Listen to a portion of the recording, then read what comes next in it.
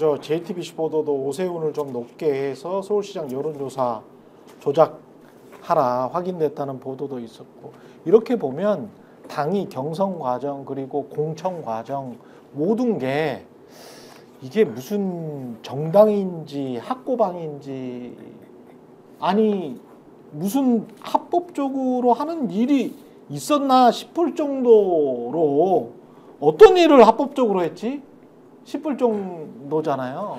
마음대로 그냥 전화해서 여사 전화 받고, 대통령은 뭐 김영선 해주라고 했는데 뭐 어쩌고 저쩌고 하고. 기억나세요? 그 저기 본인 그 대국민 담화할 때 대통령 스스로가 내 전화 받는 사람 많을 거 아닙니까라고 본인이 직접 얘기하잖아요. 자기가 전화 다 했다고 얘기할 정도니까. 제가 볼 때 매우 노골적으로 비도덕적인 상황 자체를 상식적으로 얘기하는 사람들인데, 차떼기에도 살아남은 당이고요, 탄핵 당해도 살아남은 당이고요. 최근 상황을 보면 무너져도 제가 볼 때는 아무런 상관이 없는 당인데도 불구하고 그걸 부끄러워하지 않는데, 이 방식 생각해 보십시오. 명태균이라는 사람이 미공표 여론조사를 합니다. 그것도 명부를 받아가지고, 받으면 안 되는 건데 명부 받아서, 그다음에 성향을 파악을 해요. 성향을 파악을 한 다음에 자기가 어떻게 할 수 있는지 노하우가 녹취로 다 밝혀졌어요. 예를 들면 내가 지원하는 사람을 싫어하는 사람한테는 미리 전화를 보내가지고 이미 여론조사를 한 것처럼 해서 다시 답변을 하지 않게 하는 방식을 하거나, 아니면 나를 지지하는 사람인 것 같으면 제가 볼 때는 여론조사 업체랑 짱을 보면 그 사람들한테 우선적으로 전화번호를 돌릴 수도 있고, 다양한 방식의 노하우가 있거든요. 그렇죠. 좀 그런 방식을 통해서 특정 후보가 어떤 그 자리에 올라가게 하는 방식을 그냥 대부분 했다는 거잖아요. 지금 보면 오세훈, 조은희, 그다음에 지금 이준석, 뭐 지금 확인 안 되는 겁니다. 의심이 가는 데가. 그다음에 나오는 게 뭐 그 외에도 지금 부산시장 얘기는 아직 나오지도 않았으니까. 제일 처음에 나왔던 김영선부터 그랬고. 그렇죠. 이런 상황이 분명히 벌어지기 때문에 이 정도라면 저는 그냥 정당과 민주주의의 근간이라고 하는 선거와 공천제도 자체를 완전히 무너뜨리는 방식을 통해서 정치인들을 양산해냈고, 그 정치인들이 국민의힘의 가장 간판 정치인으로 대중들 앞에서 발언을 하고 있는 일들이 지금 벌어지고 있는 거잖아요.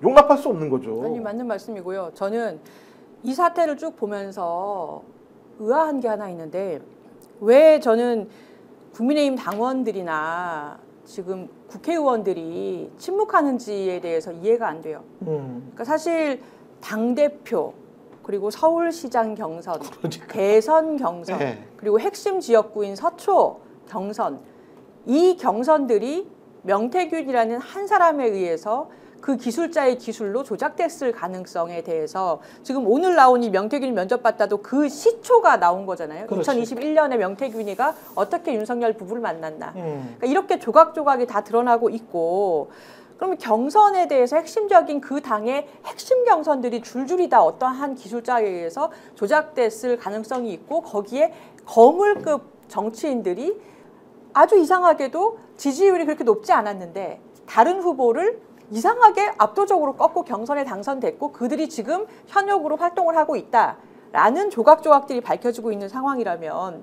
국민의힘은 당내 민주주의가 굉장히 위협을 받고 있는 거예요. 그렇죠. 그러니까 당내 민주주의로 당원들의 힘으로 국회의원들이 노력해서, 후보들이 노력해서 당선돼야 될 사람들이 뺏긴 거 아닙니까? 그러니까 안철수 같은 경우는 이제야 야 이거 한번 서울시장 후보 관련해서 경선 그때 한번 제대로 검찰이 조사를 해달라라고 이야기를 하고 있는 거죠. 근데 이제 안철수 같은 경우는 거의 뭐랄까요, 국민의힘에서 존재 자체가 미미한 거죠. 지금 뭐 안철수 말을 듣고 그게 국민의힘이 바뀐다거나 무슨 뭐 검찰이 뭐 나선다거나 이럴 상황은 아닌 거잖아요. 그죠? 뭐 정치적인 이제 제스처고 레토릭인 거죠. 안철수 의원은 2022년에 공천을 어떻게 받았나요? 그러니까 그것도 물론 이제 공천을 막 정리하는 과정에서 안철수 의원이 받게 된 거지만 그것도 어떤 종류의 배려가 작동했을 가능성들이 뭐 있는 거 아닙니까? 뭐 어떤 방식으로 작동했는지 모르지만, 왜냐하면은 어쨌든 간에 윤석열 대통령과의 단일화를 통해서 뭐 좀 무시당했습니다마는, 네? 공동 정권을 뭐 만드느니 뭐 이러면서 인수위에서도 좀 대접도 해주고, 물론 단일화의 광경은 뭐 그렇게 뭐 행복하진 않았습니다. 무슨 문서를 들고 와서 단일화 한다고 이렇게 얘기도 하고 그랬는데 윤석열 대통령이 단일화한다고 그 같이 뭘 하자고 읽고 난 다음에 문서를 그냥 두고 가잖아요. 그러니까 안철수 당시 후보가 들고선 이거 안 필요하세요? 이러고 성대모사 하신 거예요? 이거 안 필요하세요? 이랬는데 좀 비싼데요. 비슷해. 조금 슬픈 장면이었는데 뭐 그렇긴 했습니다만 인수위 때도 어쨌든 별로 자기 지분을 챙기진 못했으나 뭐 뭘 해준 자리를 주지 않았습니까? 공동위원장이었나요? 뭐 그런 거 주지 않았습니까? 그리고 어쨌든 국회의원 자리를 보장해 준 거예요. 배려를 받았지 않습니까? 그러니까 그때로 돌아가서 얘기를 한다 그러면 안철수 의원도 사실 그렇게까지 뭐 얘기를 할 게 없나? 그렇게 뭐 떳떳하지 않을 수도 있는데 그러나 그 이전 국면에 이제 서울시장 얘기가 핫하니까 그러면 단일화 상대였던 또 본인 입장에서는 또 얘기를 안 하고 가만히 있는 것도 이상하죠.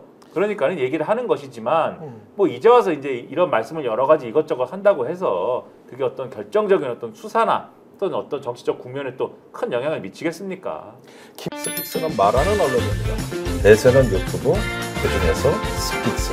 좋아요, 댓글, 구독, 알림 설정. 여러분이 저희를 사랑해 주시고 우리가 여러분을 사랑하는 4가지 방법입니다.